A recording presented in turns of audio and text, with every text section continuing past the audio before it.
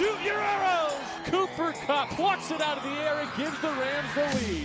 Robert Woods, touchdown! LA! Goff goes crashing into the end zone. Aaron Donald almost beat the football there. Corey Littleton, have yourself a day. Picked off.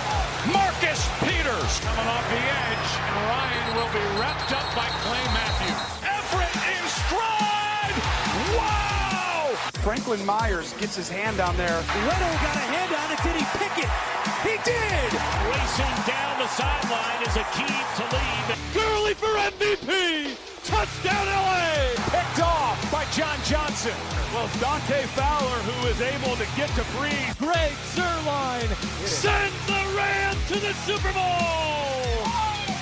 LA will play for the Lombardi! Welcome back, guys, to another Downtown Rams podcast, episode 201.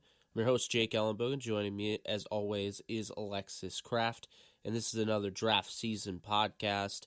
It's two offensive linemen from Texas and San Diego, respectively. We have Calvin Anderson, a Rice transfer that we had a blast interviewing, and we have Daniel Cooney, and he's coming from San Diego. So, really hope you guys enjoy this. A lot of fun interviewing both offensive linemen, both very talented.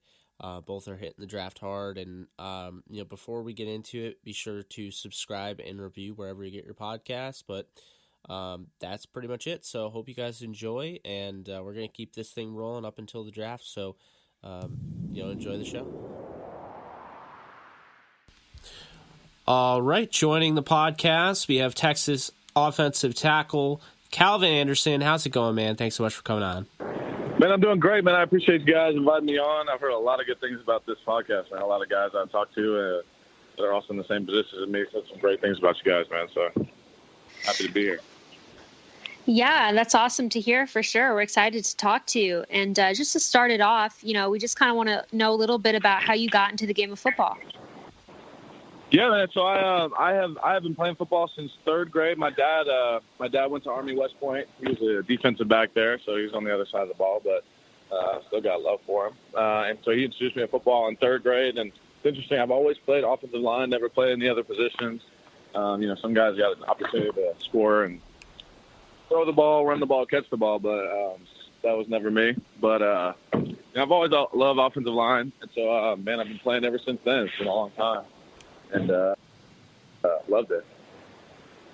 Yeah, that's awesome, Calvin. Kind of going back to what you said earlier, we really appreciate you, saying those things because, we don't really know. We're just, we're in touch. You get you on the show, and we don't know what everyone else is saying. So that, it means a lot that you would say that. But no, I just want to ask you, kind of growing up, who was your favorite NFL player?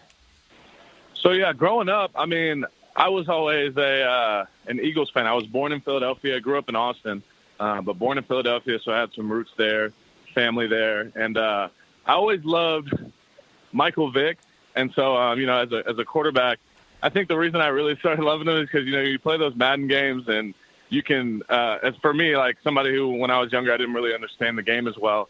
I would always take the quarterback and try to just hold the R trigger and run around and try to make throws off the run. So, very unrealistic way to play football, but he was the guy that allowed me to do it. And so, being young, you don't know anything about football really until you start delving into it. And so I think I was always a fan of him. Yeah, for sure. He definitely is a guy who was a lot of fun to watch. And, I've heard that, a lot of people, as you mentioned, kind of loved his style of play and tried to attain that for sure.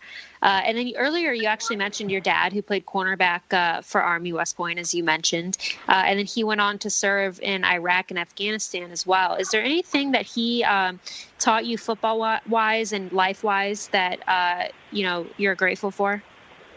Yeah, wow. The list goes on and on. We'd be here talking probably for a couple of days. But, my dad is my biggest role model. He is a Renaissance man as true to the phrase as I've been able to find in this life, at least.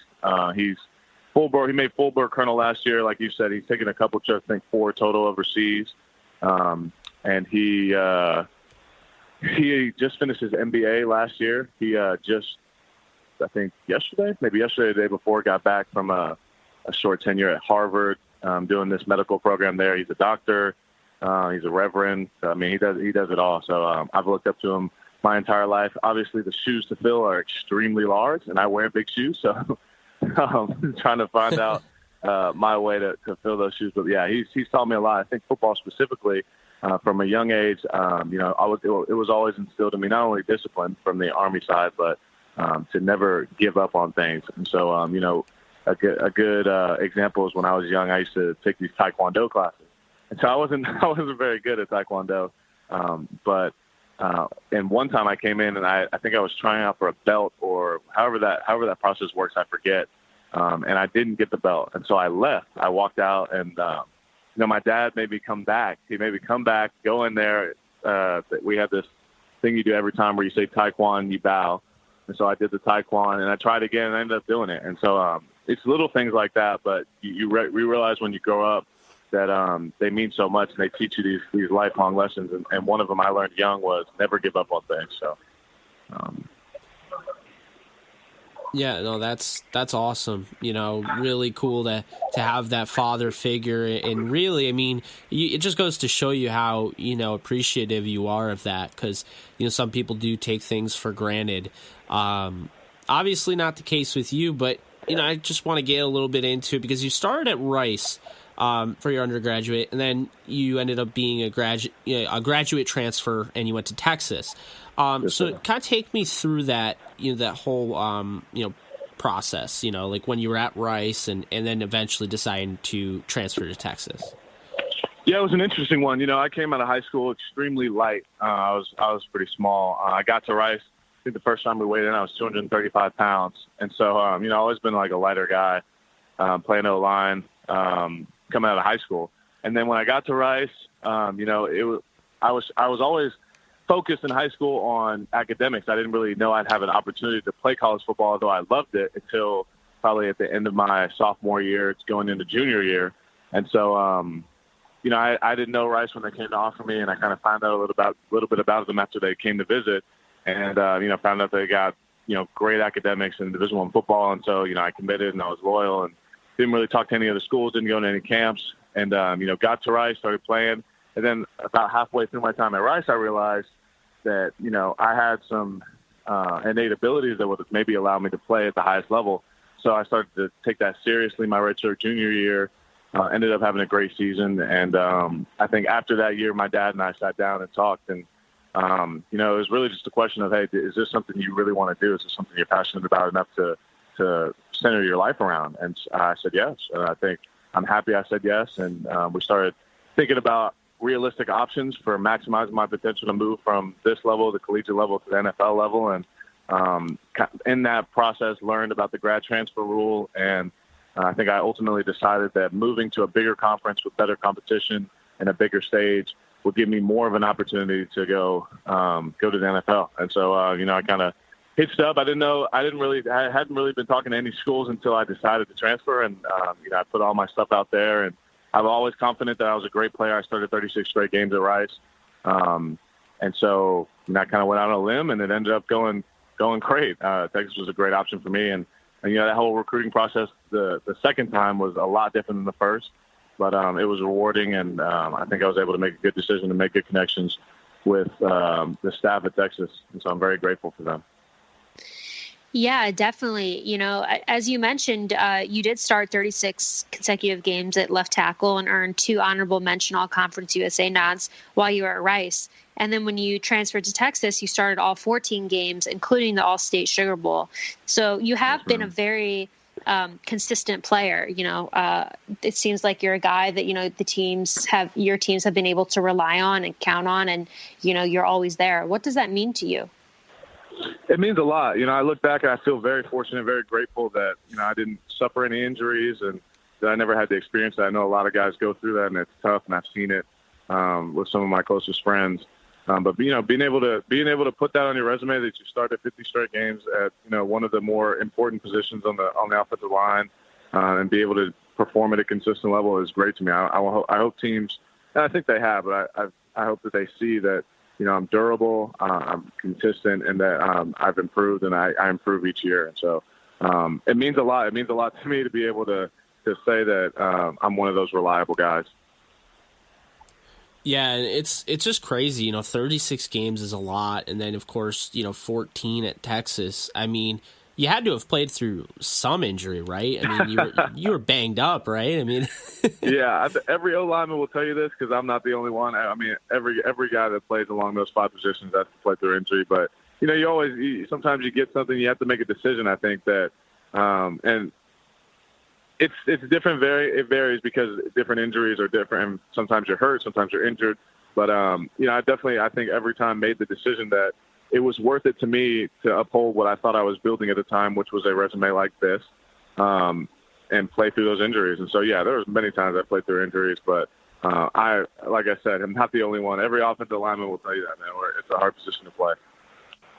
Of course. And, it might be hard to pick, but do you have like a favorite game or a favorite play or a favorite overall memory from your time playing college football? That is a great question. Okay, so 2 games come to mind. The first game, it was my first big game as a starter. My redshirt freshman season was 2015. Wow, a long time ago.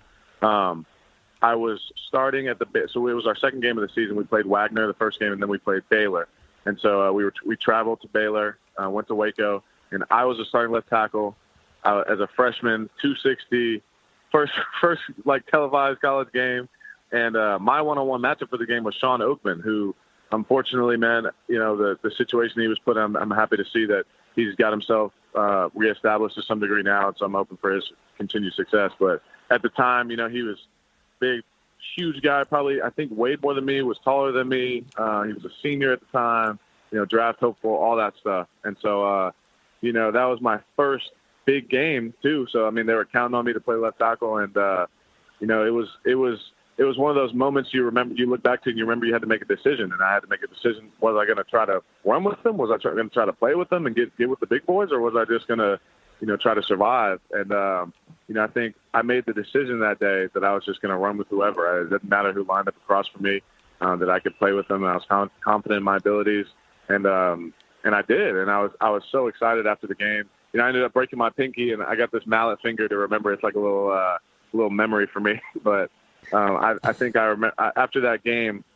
I think I was really changed because I realized that I could run with anybody, and I think I kind of proved it to myself. And so it was a good foundation for me playing the rest of my games because I always look back to that game and remember the decision I had to make. Yeah, that's incredible. It is unfortunate, with the whole issue that's happening to Sean Oakman. But I mean, he is playing in the spring league, so it's been cool to see him play. I think he had a couple sacks the other night. But you also said there was another moment, and I don't know if this is it, but I do want to get your take on playing in the All-State Sugar Bowl because. That was a big moment. Like, I joke because I'm a Kansas fan. I joked because, Texas is, everyone has been saying, Texas is back. But it really, that seriously looked like Texas was back, winning that game, at the Sugar Bowl. So what was that whole experience like, playing in that game and, the aftermath of it?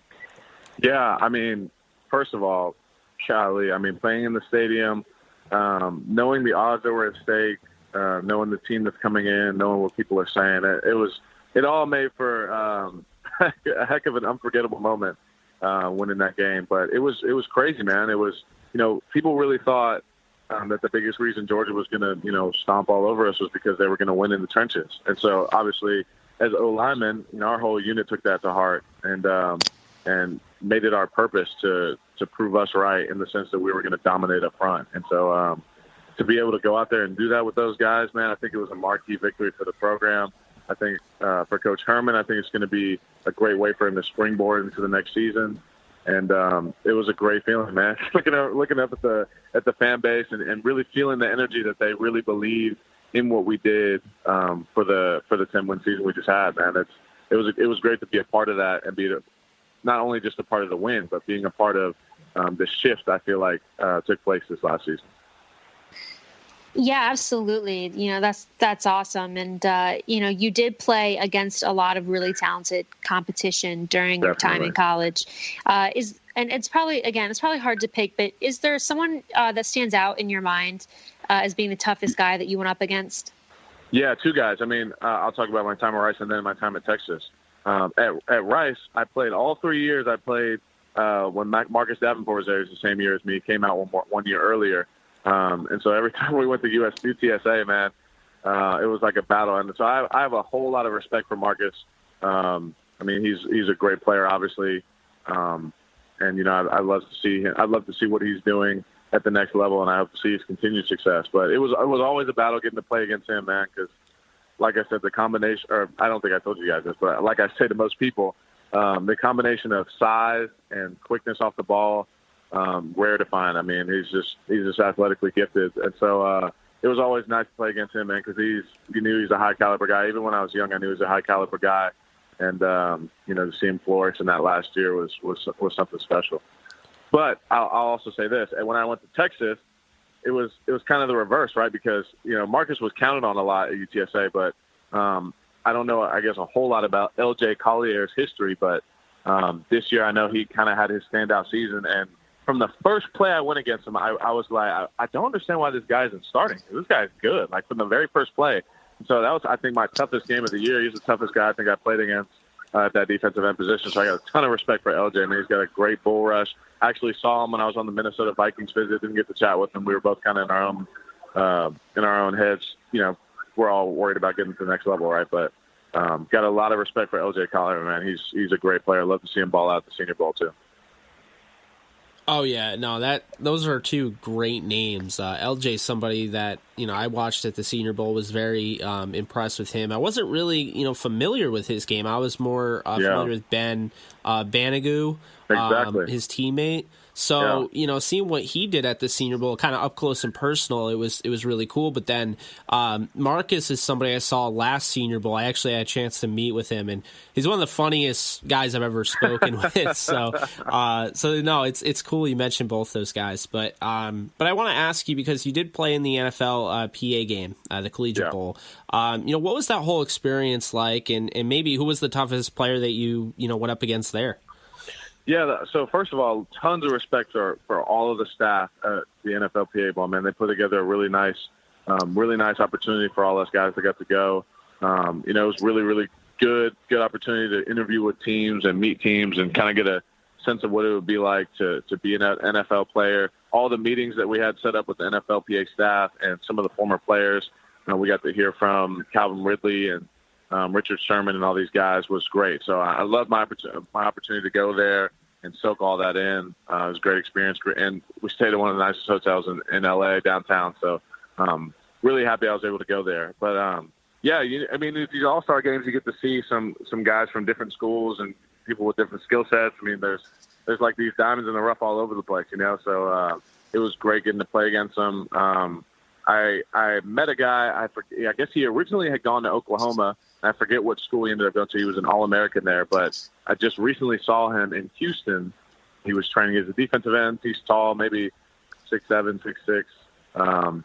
But he was a really good player, really long guy. And so I think he has a really good shot moving on to the next level.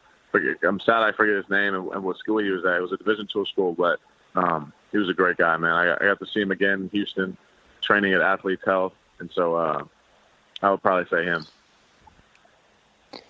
Yeah, and you also just had your pro day a few weeks ago. How was that? It was good. I mean, I think teams had a question mark about. I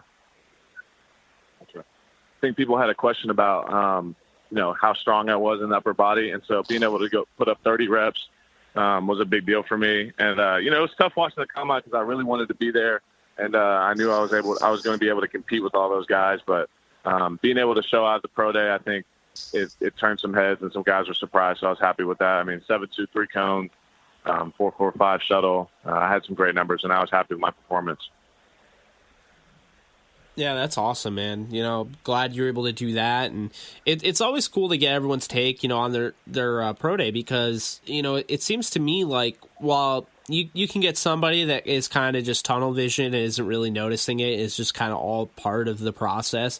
You get guys such as yourself that are like, I actually like, and I enjoyed it. It's an experience in itself, and you did mention off air, just kind of, just enjoying the process. It's going, Absolutely. Days are starting to go slow, but you're not going to, go through this, opportunity again. So, it's kind of the little bits and pieces of it, but kind of a fun question for you. We asked this to to every offensive lineman. Who do you most want to stonewall at the next level?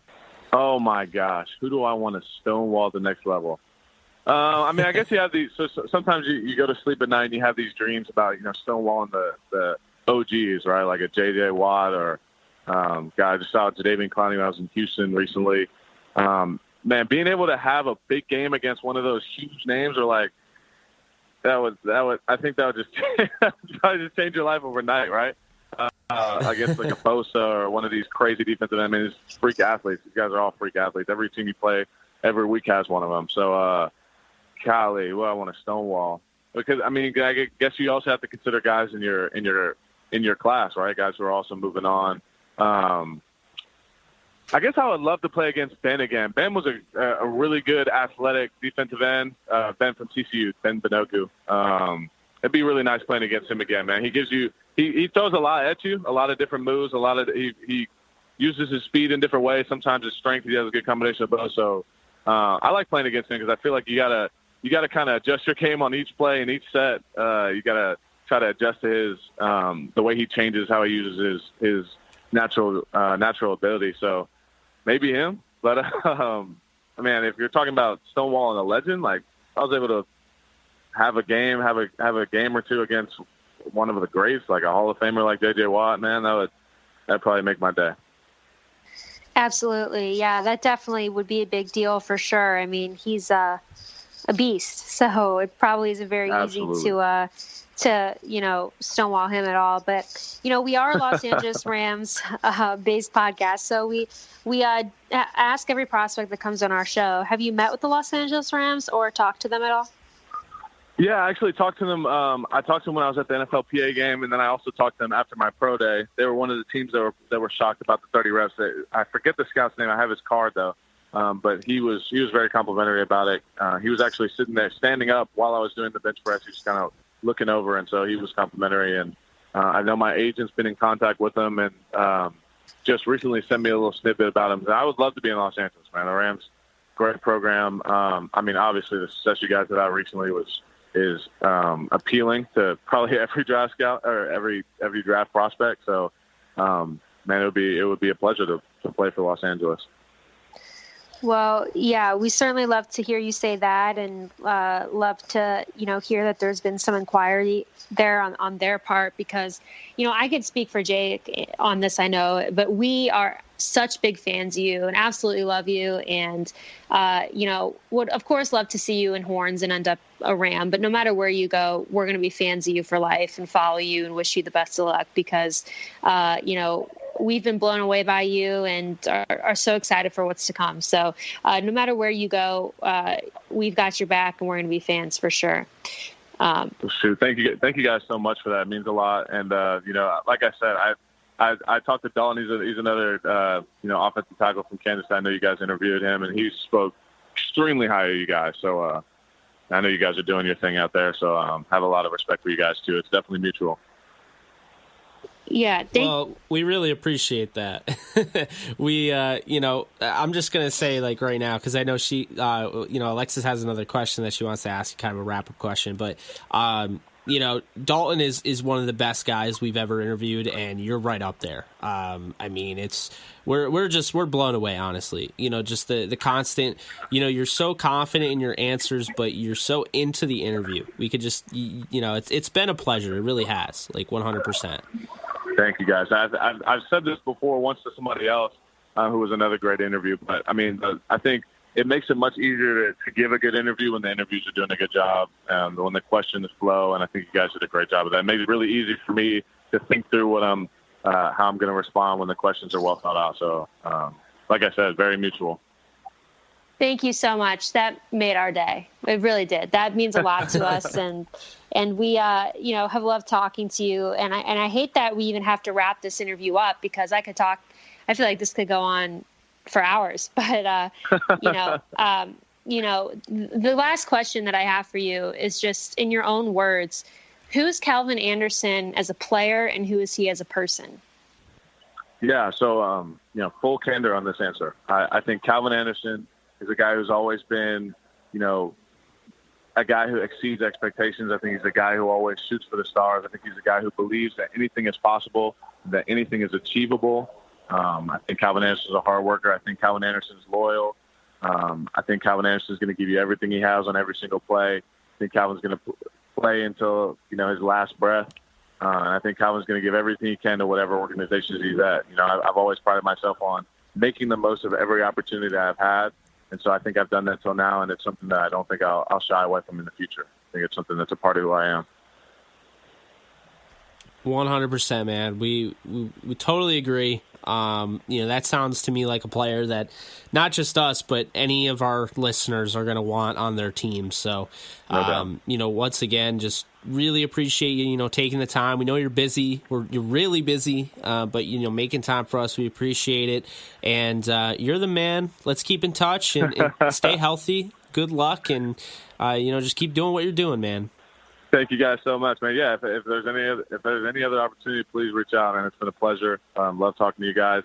Love Longhorn Nation. Love my Rice Owl background, man. Go Owls, hook 'em, and whenever you guys need it, just hit me up. We'll stay in contact. Awesome. Sounds like a plan. Thanks so much, Calvin. No problem, guys. Take it easy, man. All right, take it easy, yo. All right, guys, joining us on the podcast, we have San Diego offensive lineman Daniel Cooney. How's it going, man? Thanks so much for coming on. It's going good, man. Thanks for having me. Yeah, of course. We're so excited to talk to you. And just to start it off, we just want to know a little bit about how you got into the game of football. How old were you and who got you into the game? I started playing football when I was about 10 years old, I want to say, in our local Pee Wee football league. And it was mainly my older brothers. My dad kind of pushed me to it because they all played, and I was definitely driven to play through them. Yeah, and kind of growing up, was there a favorite NFL player that you looked up to or admired? Yeah, well, so I grew up in Chicago, so I was a big Bears fan. So I really loved watching Brian Urlacher and Olin Kreutz back in the mid-2000s. It was definitely my two favorite guys to watch play. Yeah, for sure. If you don't mind me asking, what area of Chicago did you grow up in? Southwest suburbs, Western Springs. Okay. Do you know where the Batavia, Geneva area is? Yeah, I do. Yeah, I know a little bit about that area. Not too much, though. Oh, yeah. I have a lot of family that lives there, so I'm up there all the time, and they're huge Bears fans as well. So I was just curious if maybe those two were close together. But, so you grow up and you play football, and, it comes time for you to play in college, and you end up, committing to San Diego. What was the main factor for you in choosing San Diego as your school? Well, so for me, it was a little different because I was pretty under-recruited because I was, still growing, coming out of high school. I was looked at developmental, I guess. But the biggest factor for me was my cousin actually played at USD. He graduated from there in 2009. So I had that connection there. So that's basically how I wound up in connection to talking to the coaches there and ended up, visiting San Diego. And there's nothing not to like about San Diego. So I committed there and, never looked back. Yeah, you got that right. Nothing not to like about San Diego. I'm really jealous that I still have yet to be there, been there. But really quickly though, you did redshirt. What was that experience like, and how do you feel like it helps, kind of moving forward, with your career? Well, redshirting, it's something every high school kid when they're going to college, they want to contribute to the team right away. And you definitely, it's not on your mind you're going to redshirt, but when it comes, you got to, face it head first, which is, similar to what people might experience in the NFL. They might not contribute, right away. So, I've had that experience where, I'm used to, I have to put my work in. I know what I have to do to get better. Because, like I said, coming to high school, I was developmental. I was still growing. I was still, growing into my body and whatnot. but it really helped me with that year being able to like go up against, I was on scout team that whole year. So it really helped me going up against the older guys to get me like, used to the game speed, get stronger in the weight room and all that to help me, eventually become a starter the next year. Yeah, absolutely. I played soccer in college, and I redshirted my freshman year as well. I actually redshirted due to injury, but there was a lot of girls who redshirted as well. And I actually really think it's very valuable, as you touched on, and to kind of have that experience. And like you said, you want to get out there and you're antsy because you want to compete and contribute. But I definitely think that redshirting can be really beneficial in a lot of ways. So I definitely agree with that. And a question that I have for you is, you're very talented. You're a very talented offensive lineman, but do you have a preferred position on the offensive line? No, I mean, in college I played left tackle for 3 years straight, but I came in as a right tackle. So, I mean, I guess I could say a preferred position would be offensive tackle just because that's what I've played my whole life. But if I'm being honest, they could, if I'm in the NFL, they could tell me to play any position, I would do it. So, but if I got to pick, it'd probably be offensive tackle. Yeah, and at San Diego, I mean, did you have like a specific game, play, or even just overall memory that really stood out to you that you would say was the best? I mean, yeah, I have a couple. I mean, I guess I could talk about when I was, a redshirt freshman. It was my first year playing. I could talk about, I actually scored a touchdown my first, one of my first games playing. My first and only touchdown. I was like a blocking tight end. I was like a sixth lineman that would come in, short yardage and goal line situations. And I would occasionally have a route, just to draw attention from like, the DBs or whatnot.